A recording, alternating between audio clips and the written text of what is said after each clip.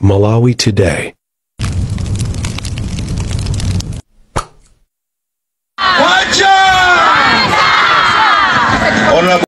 Kukulandirani kwina kulikonse kumene muli pa Malawi lero. Pambuyo powina a Profesa Arthur Peter Mutharika, usogoleri wa dziko lino, anthu ochuluka amene amatumikira chipani cha MCP akhala akupanga dongosolo lokhamukira ku chipani cha DPP.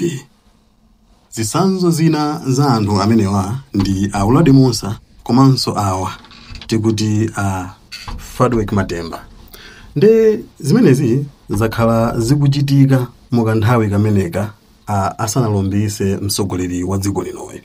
Ndipo anthu ambiri akuzuzula komanso akunenapo zosiyanasiyana makamaka za mchitidwe umenewu. Ndipo ena akufunsa kunena kuti kodi amenewa akungobwera okha kapena akuchita kuwatuma kuti afike ku chipande chimene cha DPP. Nde zambiri timva pamene Bakili Muluzi TV yakhala ikuulula zambiri zokhuzana ndi anthu amene. Ndateni tione kuti yalemba chiyani. Bakili Muluzi TV yazuzula kwambiri anthu mchitidwe umenewu umene ukuchitika makamaka pa nkhani yokhuzana ndi kusamuka ku chipani cha MCP kubwera ku DPP potengera ndi zotsatira za chisankho.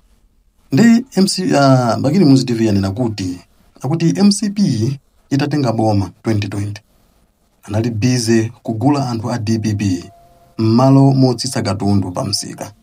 Lero ali kunja kwa boma chifukwa amadalira Uladi Musa, Griselda Jeffrey ndi Atupele Muluzi. Inu a DPP musamale chifukwa zikuoneka kuti enanu mwakondo kwambiri. President wanu sanalombire nkulumbira komwe mwayambiratu kugula anthu a MCP. Amalawi akufuna mukonze zinthu chuma osati kugula Dan Lufani ndi Kenny Msonda. Mwayamba kuyankha mafoni a anthu amene amatukwana APM 24/7. Makomrade anu mukuwapasa mablutik. Musamale kwambiri. Uladi Musa ndi recycling politician onsewa saza kubwereserani mavoti Amalawi akufuna chitukuko mawu amphamvu kwambiri. Nde uyu ndi mmodzi mwa iwo, Frederick Matemba, amene akukakamira kuti abwere ku chipani cha DPP. Tatani muone mmene amapangira iyeyo padzana kugula wanthu achipani chimene cha MCP kuti akawavotera. Ulemu wanu kumpando konse malulemu akhale m'malo mwace. Kudzera kwa inu bwana cheya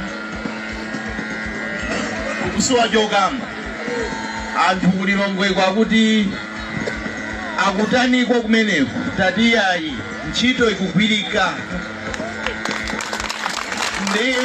Ndimafuna ndipange chinthu chimodzi, mundikhululukira bwana cheya. Chinthu chimodzi, amene walembesa ali ndi katikiti kaja akatuluse ndiye tipange masenga panopa 5,000 m'manja. Amene walembesa 5,000.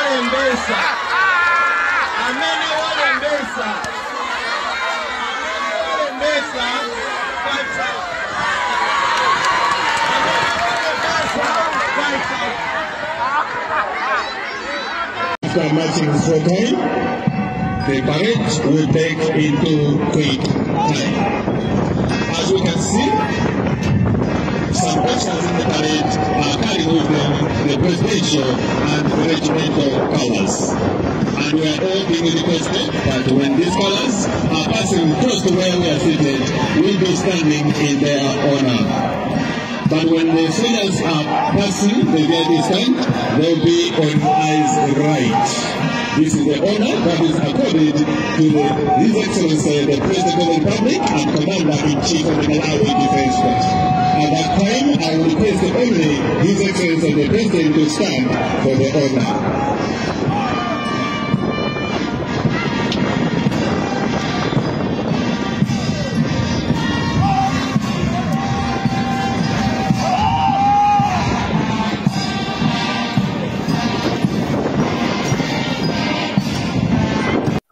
The tifuna timve kuchokera kwa olemekezeka Maina Vecha amene so ali mu committee ya integration imene maka tsiku la lero kuno ku Mount Sochi kuna linsonkhano wa Atolankhani kwa fotokozera amalawi za zokonzekera kuti zili pati. Tikulandireni olemekezeka Maina Vecha. Zikomo kwambiri. Tifuna timve kuti padakali pano zokonzekera za integration padakali pano zili level iti. Panopa zokonzekera tili pa advanced stage. Makomiti onse akhala akugwira ntchito usiku ndi usana uthamanga kuonetsetsa kuti mwambo umenewu ukhale mwambo wa mtengo wapatali ndi mwambo wa Amalawi, mwambo umene Amalawi anawudikirira nthawi yayitali. Ndipo mwina poti ndi lamulo limene limapereka mpata wa masiku asanu ndi awiri after declaration of presidential results. Chifukwa chake Amalawi adekha kufika lero, koma chimene Amalawi amafuna tsiku limene chair AMEC anangopanga declare kuti professor awina mama wake anthu amafuna angopitiriza ndi swearing in and inauguration ceremony. Koma poti lamulo liposa mphamvu tapirira taphikika kwa basi kuti timalize masiku 7 amenewa simasewera ndema tifuna timalizitse chisangalalo chimenechi amene Saturday pamene tikulandira president Professor Arthur Peter Mutharika komanso vice president Dr. Jane Ansah amene so akulowa pa mpando umene wachiwiri kwa president. Ife tilokondwa ngati kuchipani tilokondwa kwambiri komanso ngati dziko ndilokondwa kukonzekera kwathu monga mwamva kale muzokambirana zinali pano za Atolankhani.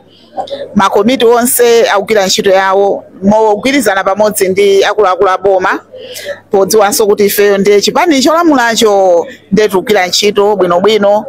Komiti ya budget ikulandira ma budget ochoka ku ma subcommittee kuwapanga scrutinize kuona kuti kodi ndalama zachulukitsa kapena zitani monga mwamva kale kuti dziko lili pa oxygen pa nkhani ya chuma. Zambiri zaonongedwa nde ifeso imene tikubwera tikuchizindikira chimenechi kuna kuti zinthu zathu luwena kupanga mosamala kunjako Amalawi ogona ndi njala. Dene so far mwina pamene tikumaliza kucheza kwathu ndi ma head of states angati amene amaconfirm kuti akhala kubwera. So far ma head of states okwana 9 apanga confirm komabe tikulandirabe mautenga kuchoka ku mphepo zosiyana ena akutumiza nthumwi zawo. Pofika mawa tikhala tithuti ndi list yonse ya ma heads amene akubwera koma ndi chinthu chamwayi kwambiri ndithu kuti akuluakulu ngati amenewa akubwera kuzakhala ndi adadi kumwambo umene wolumbiritsa. Komanso akuluakulu ena muno akuluakulu amakampani akuluakulu amabanki mabwana ena maparastatos onse akubwera ndithu akubwera kuzakhala. Ndipo ngakhale makadi athu akumaoneka kuti akumaperewera aliyense amatimbira kuti kodi khadi ndipeza pati ndifuna kubwera kusonyeza kuti Malawi alese ndi okondwa. Koma chosangalatsa kwambiri mwambowu uchitikiranso ma region kumene anthu asonkhane ku Lilongwe ku Civil Stadium kumene akaonere mwambo pa zima screen komanso asonkhana pa Katoto komanso ku Mangochi Stadium. Ngakhale rumidzi mwa anthu akhala ndi ma radio pafupi amene ali ma television akhala kuonera paliponse ukhala kuyimbidwa zidebe ngoma kuvina magule ngakhale mmidzi mwathumo tipodziwa kuti tonse Amalawi sitingazaze pa stadium koma kulikonse kumene kusonkhana Amalawi kuyambira nsanje mpaka chitipa amakhala kusonkhana kusangalala kulumbiritsidwa kwa mtsogoleri amene Mulungu watikomera mtima kutipatsa Professor Arthur Peter Mutharika ndi vice yawo Dr. Jane Ansah. Ife tikuyamika Mulungu kwambiri. Mulungu atiyankha, Mulungu watimva. Ndi manena kuyankhula kwanga apapa una kuti kungochoka tsiku kumene apanga declare kuti adati awina dziko lilapepuka umakhanga kupuma mpweya wina wake ndithu china chake chimakhanga chatipsinja kwambiri munthu aliyense Malawi anali wopsinjika.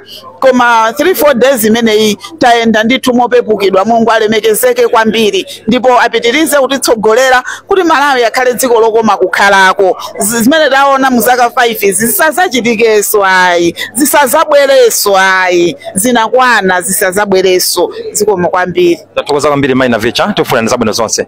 Kumeneko ndiye kunali kucheza kwathu ndi olemekezeka Maina Vecha amenenso ali mu committee imene ikukonza dongosolo la kalumbiritsidwe kwa president His Excellency Professor Arthur Peter Mutharika kuchokera kuno ku Mount Sochi imene kunali nsonkhano umenewu wa Atolankhani. Ndikhandibwanso ndi mulendo wina papadali pano timene pamene pa zina langa ndi Robert Mukoli makoma nonse.